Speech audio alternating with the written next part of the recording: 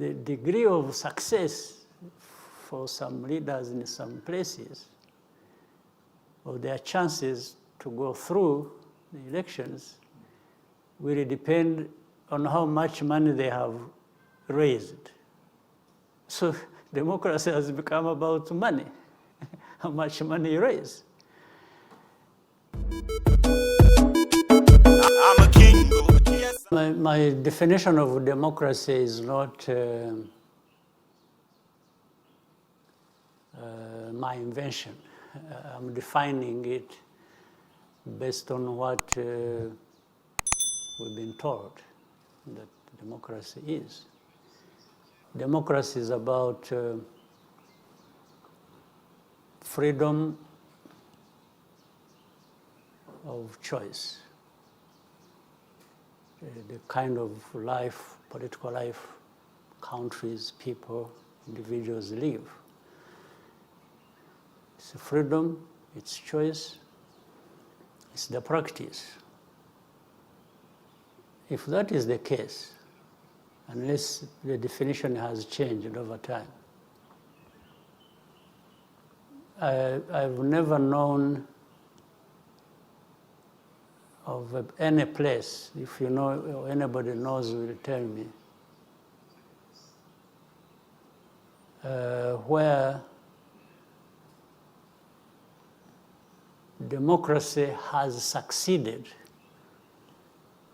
by introducing those ideas from the outside, or where the principles, the ideas have been dictated from the outside.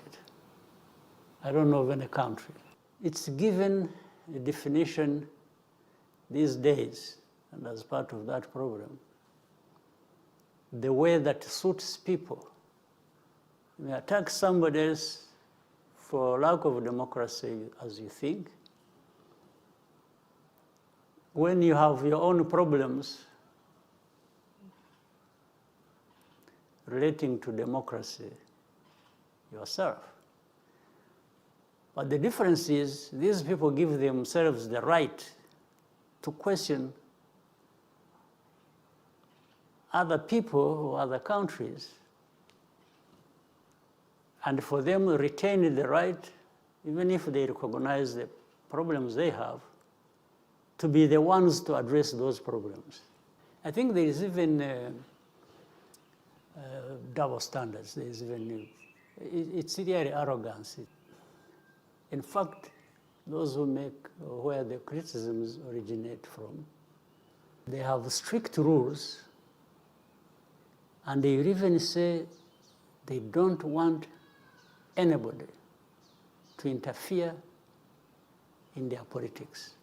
When it comes to elections, if you say anything about their politics from the outside or try to, they will kill you for it. There's no question about it. But they find it easy to get involved in other people's politics. So what sense does it make? Then you'll find the degree of success for some leaders in some places, or their chances to go through the elections, will depend on how much money they have raised. So democracy has become about money, how much money you raise. Honestly, if we raise the money here and that is what we depend on to go through, they blame you for it. They say, you see, you had no following, you had to buy people. So I was following the recent European Parliament elections. Maybe you did. The changes that are happening and the people being thrown out of office, and they go kicking and screaming and crying. I mean, it is an expression of these people. They sat over and So it came to their turn. And some of these very negative people against us actually lost. So they want me to lose like they did. So, but good for them.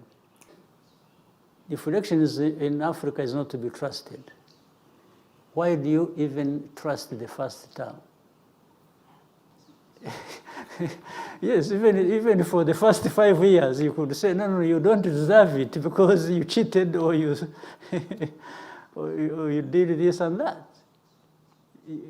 In fact, by the way, they even accept those who cheated elections. You see, this is the whole thing.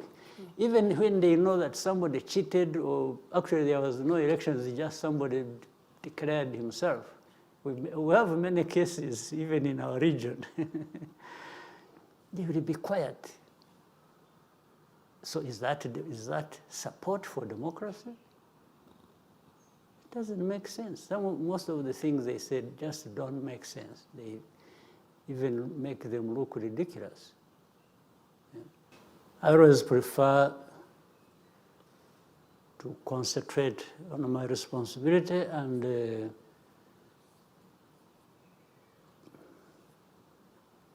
what, as leaders, we owe our country.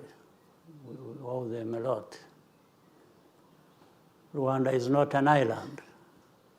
We are part of this region, the sub-region, the continent, the global community. You may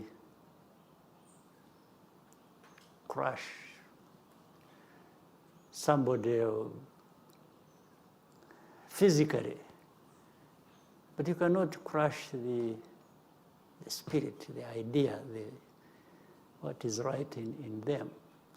I think that's a lesson we have learned as Rwandans, and that's where I come from. I even speak for myself. You really can't crush me, can't crush my spirit, you can't crush my aspirations. What I think is right, what I think is right that I have to do, and this is the same thing that we think the country has learned a lot from. We are not afraid of anything. We've learned a lot. So we've learned to be humble, respectful, and when it comes to not respecting us, we ignore you. We don't have to fight over it, but we will ignore you. Our country may be small, but we are not, as I have said before, we are not small people. You can't really crush us. Yes, we will resist it to your surprise. Yes. And that's why we have come from nothing, literally. That's why we've risen out of the ashes. It's because we refuse to be crushed. There is no big country in Africa, really. Especially if you take Africa and compare it with other continents. Until we are together, then that makes us great. Every country of the continent becomes significant. But if we keep divided like we have been, then we are just keeping ourselves where those who don't want Africa to develop want us. You are really literally the one keeping yourself there where people want you, those who don't want you to develop. I'm a king, yes, I'm a king, I think I'm a king,